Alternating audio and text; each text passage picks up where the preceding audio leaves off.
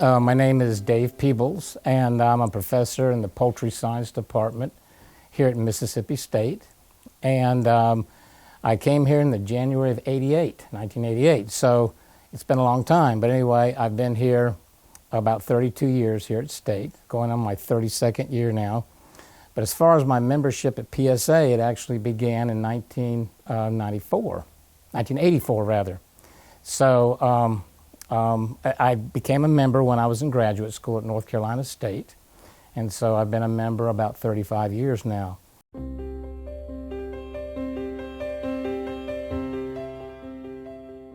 We were a very mobile family. My dad was with General Electric, and the company moved us quite a bit, so we really didn't live in one place very long. I was educated in elementary school in New York, in Schenectady, New York, and then from there we moved to Colorado, and we moved first to Boulder, then to Longmont, then to Denver, Colorado, and the graduates in high school from Denver naturally went usually to two schools. One was the University of Colorado and one was Colorado State. So I chose Colorado State and started getting a background in the biological sciences and somewhat in agriculture as well. So it was kind of a natural tendency to go in that area. But I really enjoyed the biological sciences and those classes that I took pertaining to that, and did very well in those. I was not much of a person that dealt well with math and engineering type areas, so the natural bend for me was in the biological sciences and agriculture. So that's really where I got my start.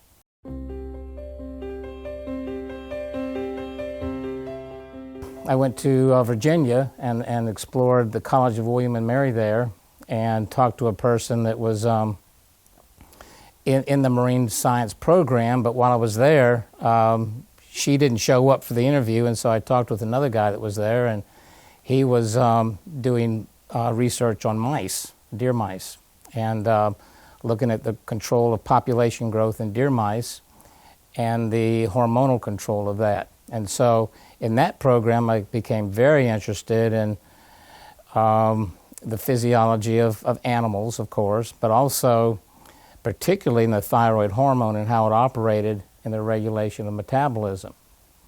Well, that got me off into a different area, but concentrating on the thyroid hormone, I was interested in continuing that kind of work into a doctoral program.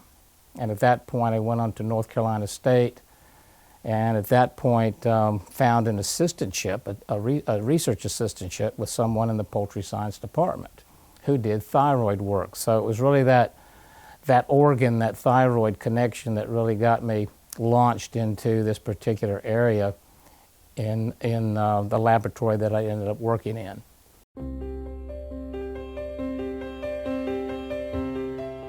It was really a natural thing to be a member. There are, again, multiple benefits. And it's a connection venue. It's a way that you can connect with other people in your area, and just as a communication source. So naturally, I did decide to be a member at that point.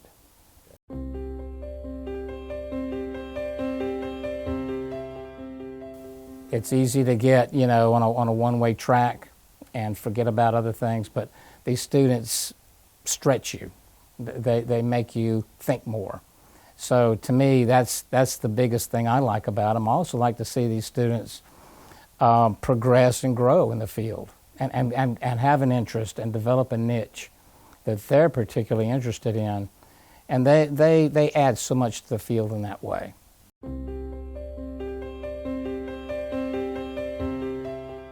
Probably the most fun thing that I've ever done is a project I did with a scientist here at the veterinary school, in which we use ultrasound, where we remove the eggshell at the large end and then put a coupler, an ultrasound coupler, and we could actually measure the heart rate of the embryo and detect the development of various organs within the embryo during the incubational period. And surprisingly, we found very good hatching success. That when we used allografts and things like that to seal back that area which was exposed, that the embryos actually did very well and hatched. And so we could follow that process through. But to me, that was one of the more fun projects that we have done.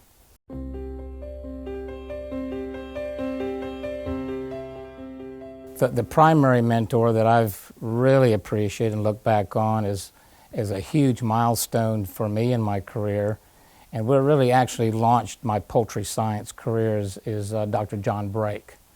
He has passed away this last year, but there at North Carolina State, he took me in as a graduate student, a PhD student, and gave me an assistantship and really took a chance on me. You know, he really didn't know me that well. I came from a totally different area, but he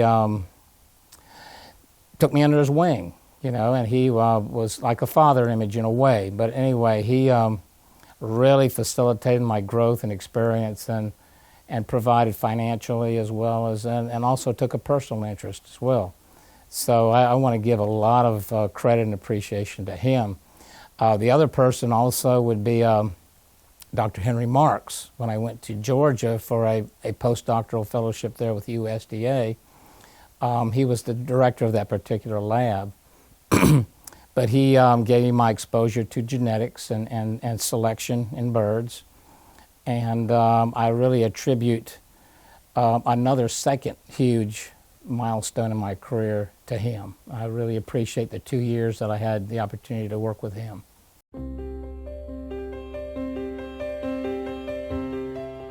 It is my career, so I mean it's something that's an essential component. Again, you know, it's the communication link of me with other scientists.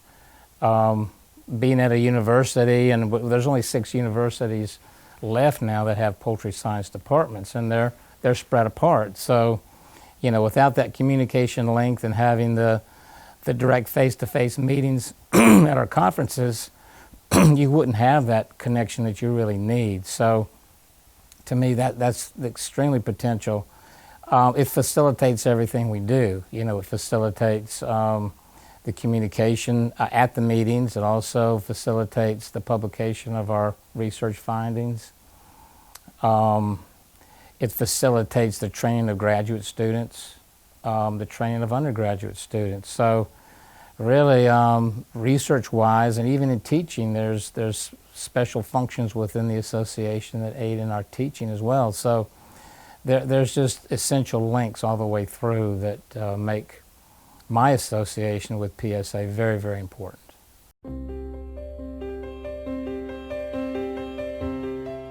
I think over the years, the thing that I've become to enjoy the most is the writing process. So my service as a section editor and also as a associate editor have been very meaningful. I've enjoyed that the most.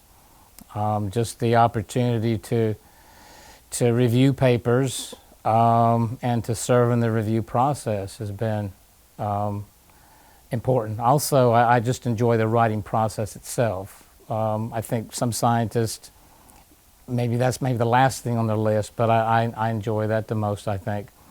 I've had more recently, the opportunity to serve on the board for poultry science, and to me that was an extremely beneficial experience. So I got to learn what really goes on behind the scenes and how the association operates as an organizational unit as far as funding and planning and putting on meetings, and it's a huge process. And I think it was just a great opportunity to be behind the scenes and to gain a new appreciation for what goes on, and really the hard work that the officers have to put in, as well as you know, the board members and those people that are responsible for putting together the documents of the association as well as planning the meetings. So it's a huge process, I think, that oftentimes goes underappreciated.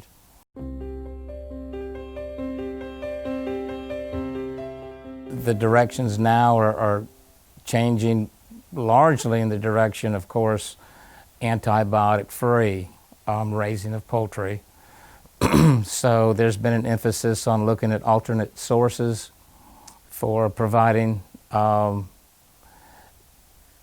compounds in the diet to help eliminate the use of antibiotics. Also, the welfare issue, the housing of birds and taking care of the consumer perception of what goes on in bird husbandry. So, those are two main driving forces right now. And so they're creating research niches for new students coming in.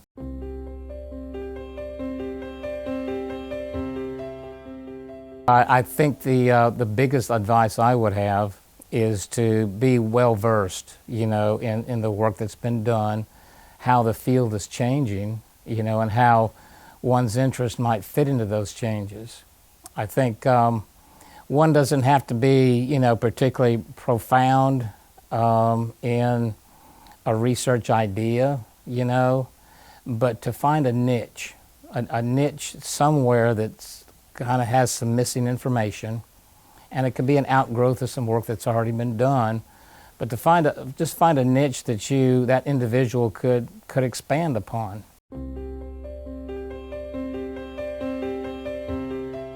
You go to work every day and you do your research.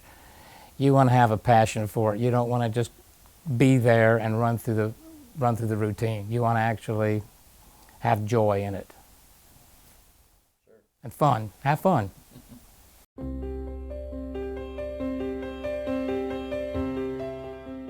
It's a pinnacle. It's really an extreme honor, and I've been just really happy to be recognized. I really didn't know that I would be recognized in that way, but I really appreciate the consideration of the board and the association for that. And really it means an extreme amount, that really something that I've enjoyed doing over the years and to develop a career at to actually be recognized for that. And it's an extreme honor. And again, I think it's really a kind of a pinnacle to my career. And I look back on many years of